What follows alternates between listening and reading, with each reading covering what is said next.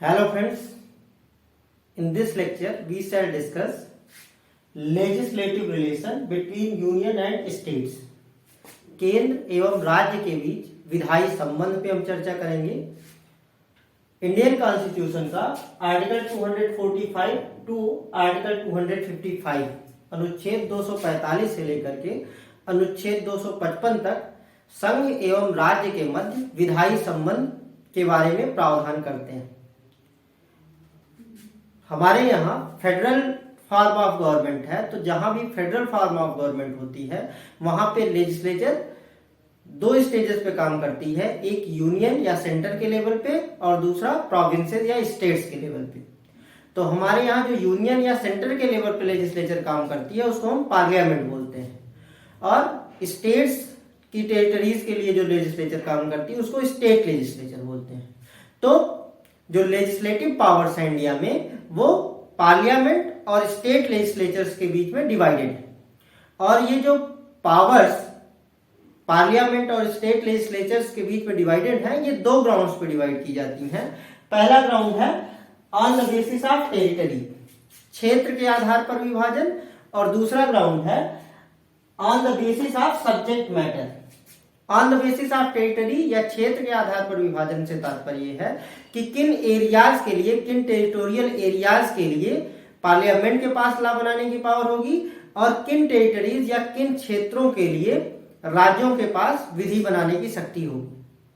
तो इस बारे में आर्टिकल 245 ऑफ इंडियन कॉन्स्टिट्यूशन ये कहता है कि parliament shall have power to make law for the whole और any part of the territory of India. संसद के पास संपूर्ण भारत राज्य क्षेत्र के लिए या उसके किसी भाग के लिए विधि बनाने की शक्ति होगी. और स्टेट लेजिस्लेचर्स के रेफरेंस में आर्टिकल 245 ये कहता है कि state shall have power to make laws, state legislature shall have power to make laws for the specific territory of that state और any part of the territory of that state. जो राज्य विधानमंडल होंगे उनके पास उस राज्य क्षेत्र के लिए, अर्थात जितने एरियाज पर, जितने जियोग्राफिकल एरिया, जितने भौगोलिक क्षेत्र पर उन राज्यों का क्षेत्र विस्तार है, उस संपूर्ण राज्य क्षेत्र के लिए वो विधि बना सकते हैं या उसके किसी भाग के लिए विधि बना सकते हैं. इसके बाद आर्टिकल 245 का class 2 extra territorial legislative power of parliament की चर्चा करता है. वो ये बताता है कि अगर संसद कोई ऐसी विधि बनाती है जिसका विस्तार भारत के राज्य क्षेत्र से बाहर है तो उसका क्या प्रभाव होगा. तो आर्टिकल 245 इस बारे में ये डिक्लेयर करता है कि a law made by the parliament shall not be void on the ground of extraterritorial operation. अगर संसद कोई ऐसी विधि बनाती है जो कि भारत राज्य क्षेत्र की सीमाओं से बाहर भी लागू होती है, तो उस विधि को इस आधार पर नहीं चुनौती दी जा सकती है कि इसका एक्स्ट्रा टेरिटोरियल ऑपरेशन है. इसका मतलब यह है कि पार्लियामेंट के पास एक्स्ट्रा टेरिटोरियल ऑपरेशन वाला लॉ बनाने की पावर है और उसको चैलेंज नहीं किया जा सकता है. लेकिन आर्टिकल 245 का जो क्लास 2 है वो केवल और केवल पार्लियामेंट की इस तरह के पावर की बात करता है.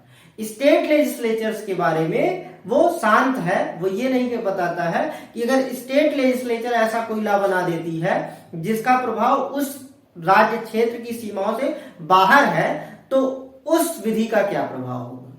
तो ये प्रॉब्लम सॉल्व की जाती है theory of extra territorial nexus के आधार पर, क्षेत्रीय संबंध के सिद्धांत के आधार पर. तो आर्टिकल 245 में जो स्कीम बताई गई उसके अनुसार राज्यों के पास केवल और केवल उस राज्य क्षेत्र के लिए या उस राज्य की किसी भाग के लिए विधि बनाने की पावर है. इसका मतलब ये है कि अगर राज्य कोई ऐसी विधि बनाता है जो कि उस राज्य क्षेत्र की सीमाओं से परे है तो ये 245 में जो उसको पावर दी गई है इसके वो एक्सेस में है, तो इस आधार से उसको शून्य हो जाना चाहिए. तो सामान्यतः राज्य विधायिका द्वारा बनाई गई एक्स्ट्रा टेरिटोरियल ऑपरेशन वाली विधि जो उस राज्य की सीमाओं से परे भी लागू होती है वो शून्य होती है. लेकिन डॉक्ट्रिन ऑफ टेरिटोरियल नेक्सस इसका अपवाद बताते हुए ये कहती है कि a state law of extraterritorial operation will be valid if there is sufficient nexus between the object and the state.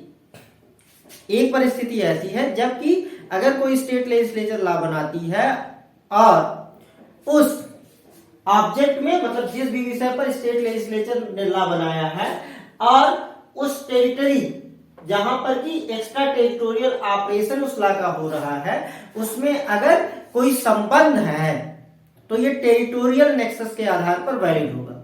इसका मतलब ये है कि जिस विषय के लिए राज्य ने विधि बनाई है और वो भले ही राज्य की सीमाओं से बाहर है, लेकिन वो ऑब्जेक्ट, जिस ऑब्जेक्ट के लिए लॉ बनाया गया है, उसका कनेक्शन उस राज्य से है, तो ये लॉ वैलिड लॉ होगा। इसको दो केसेस के माध्यम से समझते हैं।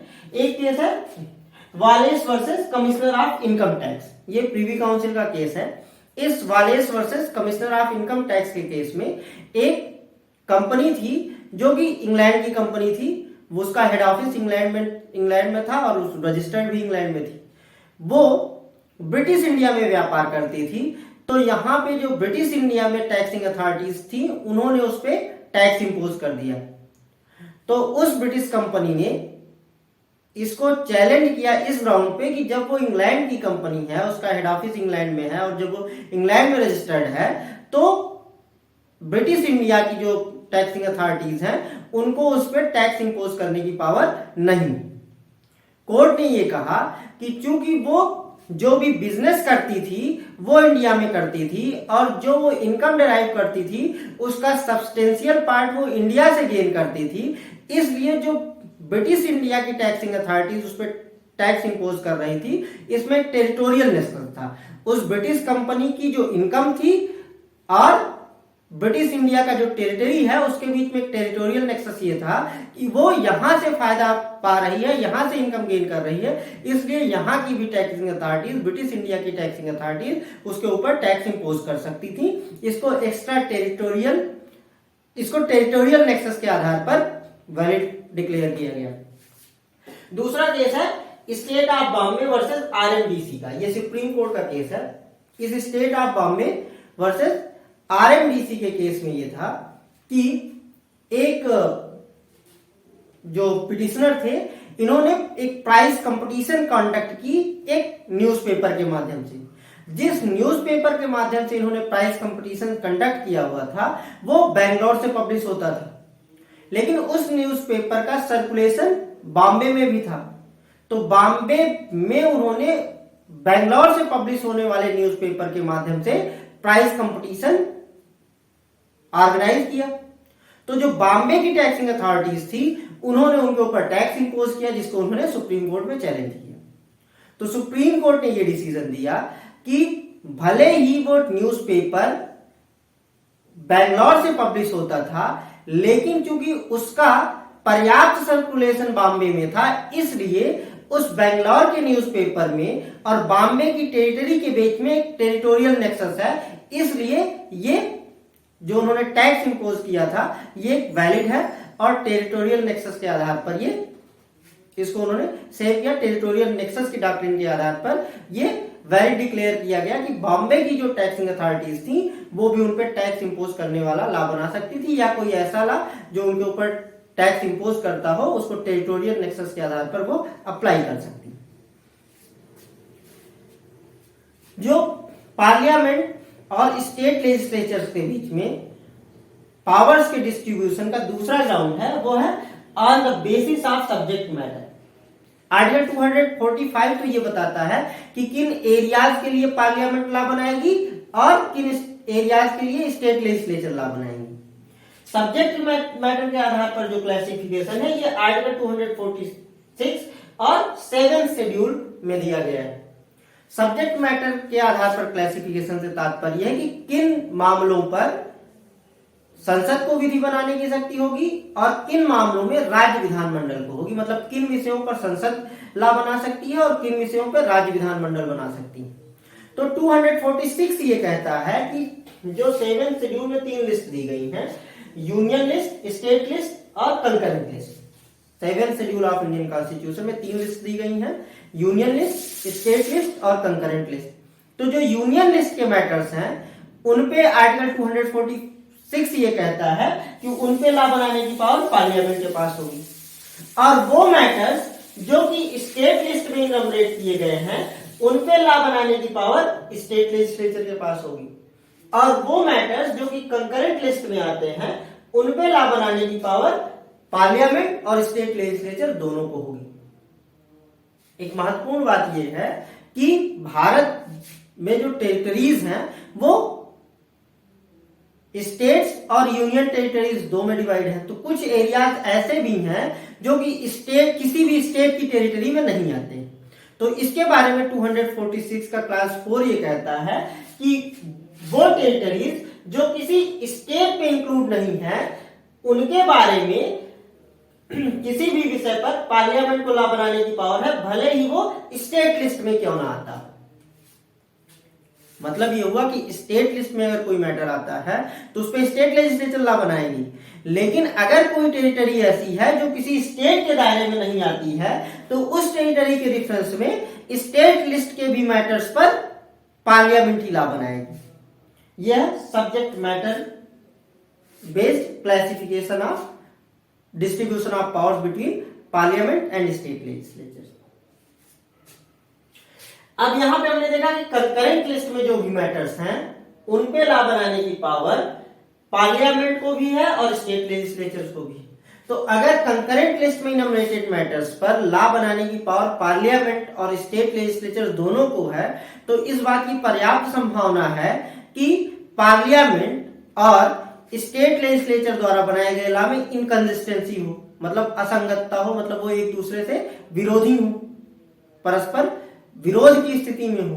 तो उस स्थिति में क्या होगा, पार्लियामेंट द्वारा बनाया गया लॉ प्रिवेल करेगा या स्टेट लेजिस्लेचर राज्य विधानमंडल द्वारा बनाई गई विधि अधिभावी होगी। इसका जवाब देती है डॉक्ट्रिन ऑफ रिपग्नेंसी, जो कि आर्टिकल 254 की क्लास 1 में इनकॉर्पोरेट की गई। डॉक्ट्रिन ऑफ रिपग्नेंसी ये कहती है कि अगर पार्लियामेंट द्वारा बनाए गए किसी लॉ में और स्टेट लेजिस्लेचर द्वारा बनाए गए किसी लॉ में इनकंसिस्टेंसी है तो यदि पार्लियामेंट उस विषय पर विधि बनाने की अधिकारिता रखती थी और इसलिए उसने उस पर लॉ बनाया है तो पार्लियामेंट ने जो लॉ बनाया वो प्रिवेल करेगा और स्टेट लेजिस्लेचर द्वारा बनाया गया लॉ प्रिवेल नहीं करेगा। इसका मतलब ये हुआ कि कंकरेंट लिस्ट के ही किसी मैटर पर अगर पार्लियामेंट द्वारा बनाया गया लॉ है और दूसरी तरफ स्टेट लेजिस्लेचर द्वारा बनाया गया लॉ है और पार्लियामेंट और स्टेट लेजिस्लेचर द्वारा बनाए गए लॉ में क्लैश होता है तो पार्लियामेंट ने जो लॉ बनाया है वो प्रिवेल करेगा, वो अधिभावी होगा, मतलब संसद द्वारा बनाई गई विधि लागू हो जाएगी और स्टेट लेजिस्लेचर द्वारा बनाई गई विधि उस सीमा तक निष्प्रभावी हो जाएगी या शून्य हो जाएगी। लेकिन इसका एक एक्सेप्शन बताता है आर्टिकल 254 का क्लास 2। आर्टिकल 254 का क्लास 2 ये कहता है कि अगर किसी बिल को गवर्नर ने रिजर्व कर लिया था प्रेसिडेंट की असेंट के लिए और उस बिल पर प्रेसिडेंट की असेंट मिल गई है तो उस स्थिति में वो बिल भले ही पार्लियामेंट द्वारा बनाए गए किसी विधि से असंगत हो इसके बावजूद भी वो प्रभावी रहेगा। तो आर्टिकल 200 गवर्नर को यह पावर देता है कि जब राज्य विधानमंडल द्वारा बनाई गई पारित किया गया कोई विधेयक उसके पास उसकी स्वीकृति के लिए भेजा जाता है तो वो उस पर अपनी असेंट दे सकता है या विथहोल्ड कर सकता है। एक तीसरी स्थिति हो सकती है वो प्रेसिडेंट के पास असेंट के लिए भेज सकता है, ये पावर उसको आर्टिकल 200 देता है। और 201 ये कहता है कि जब गवर्नर स्टेट लेजिस्लेचर द्वारा पास किए गए किसी बिल को भेजेगा प्रेसिडेंट के पास असेंट के लिए तो प्रेसिडेंट उस पर अपनी असेंट दे सकते हैं या उसको विथहोल्ड कर सकते हैं। तो अगर आर्टिकल 200 में गवर्नर ने किसी बिल को रिजर्व कर लिया था प्रेसिडेंट की असेंट के लिए और उस बिल को आर्टिकल 201 के अंतर्गत प्रेसिडेंट की असेंट मिल गई है तो वो एक्ट बन जाएगा, विधि बन जाएगी और इस तरह बनाया गया जो एक्ट है, जो विधि है वो लागू होगी भले ही वो पार्लियामेंट द्वारा बनाई गई किसी विधि से असंगत ही क्यों ना हो। तो ये डॉक्ट्रिन ऑफ रिकरेंसी का एक एक्सेप्शन है आर्टिकल 254 का क्लास 2। 254 का क्लास 2 आगे ये भी बताता है कि भले ही ये प्रेसिडेंट की एसेंट से जो लॉ बनाया गया था वो पार्लियामेंट द्वारा बनाए गए विधि से असंगत होने के बावजूद भी प्रभावी हो, लेकिन इस तरह बनाई गई विधि में भी पार्लियामेंट को ये पावर होगी कि वो किसी भी लेटर स्टेज पे उसमें अमेंड कर सकती है या उसको रिपील कर सकती है। तो अगर बाद में पार्लियामेंट उसमें कोई अमेंड कर देती है तो वो फिर उस अमेंडेड फॉर्म में लागू होगा। तो ये तो हो गया जो तीनों लिस्ट में दिए गए मैटर है। तो हमारे यहाँ जो यूनियन लिस्ट है उसमें 97 एंट्रीज हैं, स्टेट लिस्ट जो है उसमें 66 एंट्रीज हैं और जो कंकरेंट लिस्ट है उसमें 47 एंट्रीज है। हालांकि इसमें जो यूनियन लिस्ट है उसमें कुछ नए सब्जेक्ट्स जोड़े गए हैं और जो स्टेट लिस्ट है उससे कुछ सब्जेक्ट निकाल के कंकरेंट लिस्ट में डाल दिए गए हैं, लेकिन जो एंट्रीज का नंबर है वो अभी भी अपरिवर्तित ही है। सब्जेक्ट्स के नंबर कुछ घट बढ़ गए हैं, लेकिन एंट्रीज एज इट इज ही, उतनी ही एंट्रीज आपको तीनों लिस्ट में मिलेंगी। सब्जेक्ट्स यूनियन लिस्ट में कुछ बढ़ गए हैं, कंकरेंट लिस्ट में कुछ बढ़ गए हैं और स्टेट लिस्ट में कुछ कम हो गए हैं। तो लेकिन ये तो जब हमारा कॉन्स्टिट्यूशन फ्रेम हो रहा था या जो पार्लियामेंट ने अमेंड करके जोड़ या घटा दिया उनकी बात है, लेकिन कुछ ऐसा भी नया मैटर आ सकता है जो कि इनमें से किसी लिस्ट में ना हो। सोसाइटी प्रोग्रेस करती है, नई नई चीजें आती हैं, नए नए प्रयोग होते हैं, समाज परिवर्तित होता है तो नई नई समस्याएं भी आ सकते हैं, नए नए विषय भी उत्पन्न हो सकते हैं। तो इन परिस्थितियों में कोई ऐसा विषय आ सकता है जिसपे विधायन की आवश्यकता हो और वो किसी भी लिस्ट में ना दिया गया है, तो उनपे विधि निर्माण की शक्ति किसके पास होगी? तो इसका आंसर देता है आर्टिकल 248 जो रेजिडुअरी पावर्स की बात करता है। तो आर्टिकल 248 ये कहता है कि कोई विषय जो नॉट इनमरेटेड इन कंकरेंट लिस्ट और स्टेट लिस्ट है, कोई भी ऐसा विषय जो ना तो समवर्ती सूची में गिनाया गया है और ना ही राज्य सूची में गिनाया गया है, तो वो क्या है? वो अवशिष्ट विषय है, वो रेजिड्यू। तो जो अवशिष्ट विषय होगा उस पे विधि निर्माण की शक्ति संसद के पास होगी, संसद उस पे विधि निर्माण कर सकती है। तो अगर कोई नया मैटर आता है तो हम देखेंगे कि क्या वो स्टेट लिस्ट में कवर हो रहा है। तो अगर स्टेट लिस्ट में कवर हो रहा है तो स्टेट लेजिस्लेचर बनाएगी, अगर कंकरेंट लिस्ट में कवर हो रहा है तो वो उस पर दोनों बनाएंगे, संसद और राज्य विधानमंडल।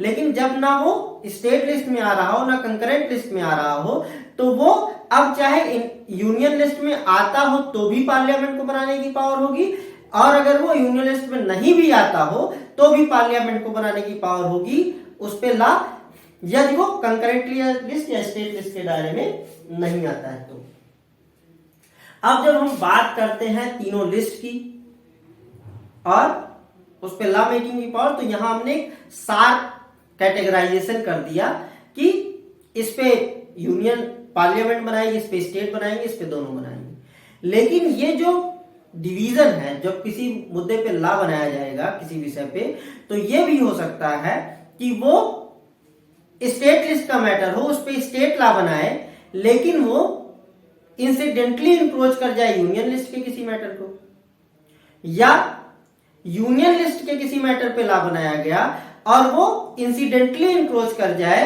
स्टेट लिस्ट के किसी मैटर को, आकस्मिक रूप से उसका अतिक्रमण कर जाए। क्योंकि विषयों को गिना देना पेपर पे आप एक स्ट्रेट जैकेट फार्मूला बना के वाटर टाइट कंपार्टमेंट में बांट सकते हैं, लेकिन जब आप वास्तविक रूप में विधि बनाएंगे तो ये हो सकता है कि वो एक से अधिक के दायरे में चला जाए। यूनियन लिस्ट का मैटर हो, वो अतिक्रमण कर जाए स्टेट लिस्ट के किसी मैटर पे, और स्टेट लिस्ट का कोई मैटर पे लॉ बनाया जाए, वो इंक्रोच कर जाए यूनियन लिस्ट के मैटर पे, तो क्या होगा? उस लॉ की वैलिडिटी क्या होगी? वो लॉ वैलिड होगा कि नहीं होगा? इसका जवाब देती है doctrine of pith and substance.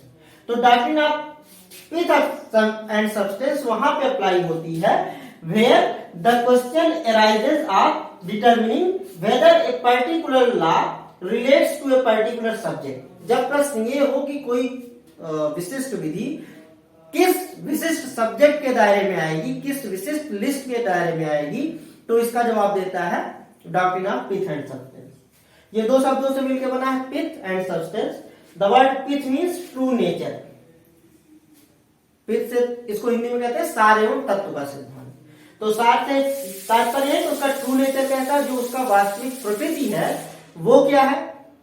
और सब्सटेंस का मतलब है the most important or essential part of something, किसी भी वस्तु का सबसे महत्वपूर्ण और सबसे आवश्यक भाग। तो जब अगर किसी लॉ को ये डिटरमिन करना होगा कि वो सब्जेक्ट मैटर किस लिस्ट के दायरे में आएगा, तो हम देखेंगे कि उसका पिथ एंड सब्सटेंस किस में है, मतलब उसका कोर पार्ट जो उसका इसेंशियल पार्ट है वो किस लिस्ट के दायरे में आ रहा है। जिस लिस्ट के दायरे में उसका इसेंशियल पार्ट आएगा, जिस लिस्ट के दायरे में उसका कोर पार्ट आएगा, उसी लिस्ट के दायरे में उसको माना जाएगा। तो अगर किसी भी लॉ का जो इसेंशियल पार्ट है, मतलब किसी स्पेसिफिक मैटर पे लॉ बनाया गया, स्टेट लेजिस्लेचर ने लॉ बनाया, और उस जो लॉ बना है जो उसका मोस्ट इंपॉर्टेंट पार्ट है वो स्टेट लिस्ट के दायरे में आता है, तो वो स्टेट लेजिस्लेचर द्वारा बनाया गया लॉ वैलिड होगा, भले ही वो इंसिडेंटली यूनियन लिस्ट के किसी मैटर को इंक्लोज कर जाता। इसी का उल्टा कि अगर पार्लियामेंट ने किसी टॉपिक पे लॉ बनाया, किसी सब्जेक्ट पे लॉ बनाया, और उसका इसेंशियल पार्ट, उसका पिथ एंड सब्सटेंस, उस लॉ का pith and substance union list के दायरे में आ रहा है, तो भले ही वो इंसिडेंटली, मतलब उसका कुछ पार्ट इंसिडेंटली इंक्रोच कर जाता हो स्टेट लिस्ट के दायरे में, फिर भी लॉ एक वैलिड लॉ होगा। इस पे कुछ केसेस देखते हैं। इस पे एक केस है Prafulla Kumar Mukherjee versus Bank of Commerce Khulna. इस Prafulla Kumar Mukherjee versus Bank of Commerce Khulna के केस में था, एक Bengal money lenders act enact किया गया, बंगाल मनी लेंडर्स एक्ट। ये बंगाल मनी लेंडर्स एक्ट ये बताता था कि जो मनी लेंडर्स हैं, मनी लेंडर्स मतलब साहूकार, जो लोग लोगों को ब्याज पे पैसे देते हैं, तो ये बंगाल मनी लेंडर्स एक्ट ये बताता था कि जो साहूकारों ने ऋण दिया है उस पे वो किस रेट से इंटरेस्ट कलेक्ट करेंगे और कितना अमाउंट तक इंटरेस्ट कलेक्ट कर सकते हैं। तो it limited rate of interest and amount recoverable by a money lender on any loan. तो ये बताता था कि जो मनी लेंडर्स हैं वो किसी लोन पे कितना परसेंट इंटरेस्ट ले सकते हैं और कितना अमाउंट तक इंटरेस्ट ले सकते हैं। तो ये जो मनी लेंडिंग था ये स्टेट लिस्ट का सब्जेक्ट था, लेकिन ये जो एक्ट था ये इंसिडेंटली इंक्लोज करता था प्रोविजरी नोट को। प्रोविजरी नोट से भी कुछ रिलेटेड प्रोविजन इसमें थे, तो इसको इस आधार पे चैलेंज किया गया कि जो प्रोविजरी नोट है वो यूनियन लिस्ट का मैटर है, और ये बंगाल मनी लेंडर्स एक्ट जो है ये प्रोविजरी नोट को भी अपने दायरे में कवर कर लेता था, इसलिए ये स्टेट लेजिस्लेचर की लेजिस्लेटिव कॉम्पिटेंस के दायरे से बाहर आता है और इसको वाइड डिक्लेयर किया जाना चाहिए। कोर्ट ने ये डिसाइड किया कि इस बंगाल मनी लेंडर्स का जो पिथ एंड सब्सटेंस था, जो इसका इसेंशियल पार्ट था, वो मनी लेंडिंग को डील करता था, और मनी लेंडिंग स्टेट सब्जेक्ट है, इसलिए ये law doctrine of pith and substance के ग्राउंड पे वैलिड डिक्लेयर कर दिया गया। दूसरा इंपॉर्टेंट केस इससे है State of Bombay versus FN Balsara. इस State of Bombay versus FN Balsara के केस में बॉम्बे प्रोहिबिशन एक्ट पास किया गया। ये बॉम्बे प्रोहिबिशन एक्ट बॉम्बे में लीकर के कंजम्पशन पे रोक लगाता था। अब इसमें क्या हुआ कि जो बॉर्डर एरियाज थे उसमें इसको इस आधार पे चैलेंज किया गया इस एक्ट को कि ये बॉर्डर एरियाज में लीकर के प्रोहिबिशन को, लीकर के कंजम्पशन को प्रोहिबिट करता है, तो इस तरीके से ये लीकर के इंपोर्ट एक्सपोर्ट को प्रोहिबिट करता है, और इंपोर्ट एक्सपोर्ट यूनियन लिस्ट का सब्जेक्ट है, इसलिए ये स्टेट की लेजिस्लेटिव कॉम्पिटेंसी के बाहर है। सुप्रीम कोर्ट ने ये डिसाइड किया कि ये बॉम्बे प्रोहिबिशन एक्ट जो है इसका पिथ एंड सब्सटेंस था लीकर को प्रोहिबिट करना, जो कि स्टेट लिस्ट के दायरे में आता था। तो अगर ये लीकर को प्रोहिबिट कर रहा है और लीगल को प्राइवेट करने के ही रेफरेंस में इंसिडेंटली इंक्रोच कर जा रहा है ये इंपोर्ट और एक्सपोर्ट को, लेकिन इसका इसेंशियल पार्ट, इस लेजिस्लेशन का इसेंशियल पार्ट इंपोर्ट एक्सपोर्ट को डील करना न होकर के बल्कि लीगल प्रोहिबिशन को डील करना है, इसलिए ये स्टेट की लेजिस्लेटिव कॉम्पिटेंसी में आता है और doctrine of pith and substance के आधार पर इसको सुप्रीम कोर्ट ने वैलिड डिक्लेयर कर दिया। तो ये आज का हमारा लेक्चर था। इसके नेक्स्ट पार्ट में हम डिस्कस करेंगे लेजिस्लेटिव रिलेशन में। एक इंपॉर्टेंट क्वेश्चन और बचता है कि कब स्टेट लिस्ट के मैटर्स पे पार्लियामेंट लॉ बना सकती है, तो उसको हम अपने नेक्स्ट लेक्चर में डिस्कस करेंगे। तो हमसे जुड़ने के लिए हमारे चैनल को सब्सक्राइब करिए, बेल नोटिफिकेशन पर ऑल क्लिक कर दीजिए और हमारे लेक्चर को अपने अन्य मित्रों के साथ शेयर करिए। Thank you.